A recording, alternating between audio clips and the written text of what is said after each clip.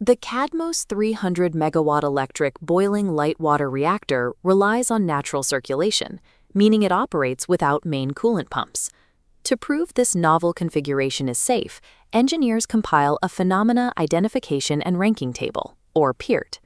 For KADMOS, this foundational matrix identifies exactly 120 physical phenomena that require validation. The traditional response to a matrix this large is to fund one bespoke physical test facility for every single phenomenon listed.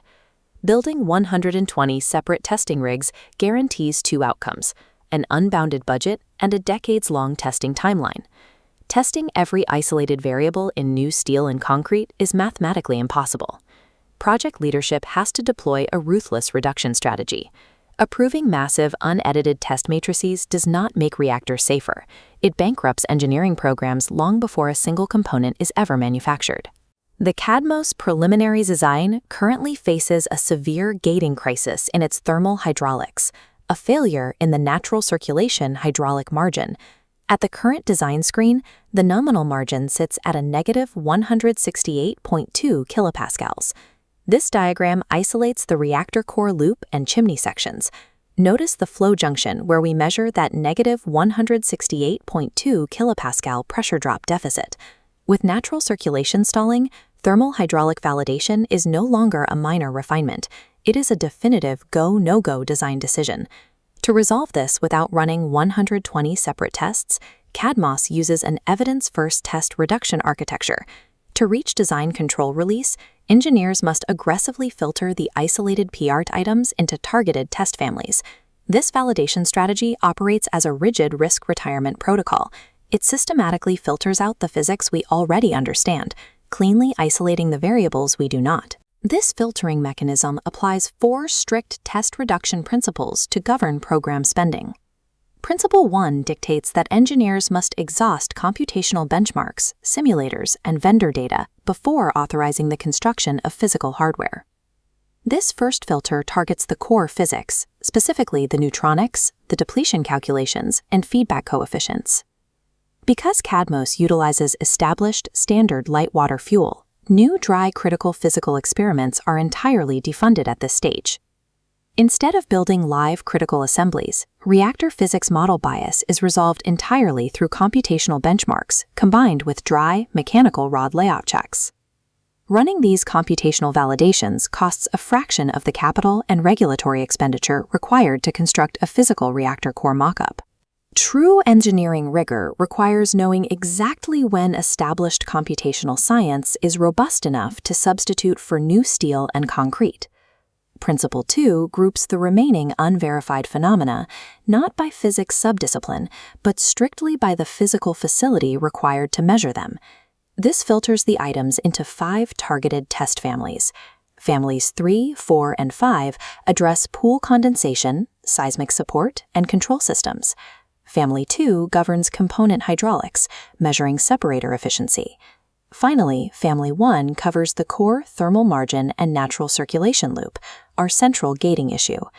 A single, properly scaled test facility in this family handles dozens of high-priority PIRT items simultaneously. Moving from one test per phenomenon to one facility per family exponentially multiplies the return on investment for every physical test campaign we run.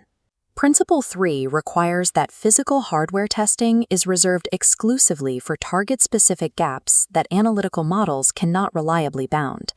Which brings us back to the primary design threat, that negative 168.2 kilopascal natural circulation deficit. Analytical fluid dynamic models struggle to confidently predict chaotic phase changes, like density wave stability and two-phase pressure drops, inside this specific shortened core geometry. Because the analytical models fail here, the program must deploy the TTF1 test rig as a physical, scaled, electrically heated loop. This dashboard outlines exact boundary conditions: 7.0 megapascals, 1070.8 thermal megawatts, and a baseline core flow of 4,477 kilograms per second. To map margin trends, the loop iterates across 60, 80, 100, and 120% of nominal flow. The objective of TTF1 is not to confirm the preliminary design. It exists to generate the exact void and quality closure data needed to decide if a total core redesign is mandatory. Capital hardware is deployed to establish rigid empirical guardrails precisely where the mathematical models break down. The final filter, Principle 4, dictates that all testing must preserve formal evidence boundaries. Operating a multi-million-dollar test loop yields nothing if the resulting data cannot formally support design control records. To guarantee usability, Table 4.2 establishes rigorous data use criteria. The rule is absolute. A physical test point is automatically discarded unless the mass balance, energy balance, and dynamic response can be perfectly reconstructed. Before any high-energy run begins, operators must execute mandatory quality assurance steps, locking the facility geometry, verifying multi-point calibrations, and securing data acquisition synchronization. Raw measurements only transform into validated engineering evidence when their uncertainty budget is mathematically bounded. By applying these 4 reduction principles, we complete the KADMOS validation architecture. This diagram illustrates the resulting dual-track system. Track 1, at the top, relies completely on analysis-first evidence, utilizing computational neutronics and deterministic simulator records. Track 2 contains the 5 physical targeted test families deployed exclusively for complex 2-phase mechanics, component hydraulics, and hardware-in-the-loop controls. Operating this parallel system allows engineering leadership to stage capital against grouped evidence families, rather than funding a monolithic block of 120 independent tests. Every piece of data generated across both tracks must survive the rigid experimental procedure pipeline before it can breach the final design control gate. Systematic validation is a heavily guarded supply chain of evidence, where the final product being manufactured is engineering confidence. The initial challenge was a massive, seemingly unaffordable list of validation requirements. Professional systems engineering is not the act of testing everything physically possible. Effective validation requires the discipline to isolate high-priority, unbounded physical gaps, like a negative 168 kilopascal flow margin, and designs surgical experiments to close them. An evidence-first architecture ensures a project attacks its dominant risks directly, without allowing testing costs to kill the program before it begins.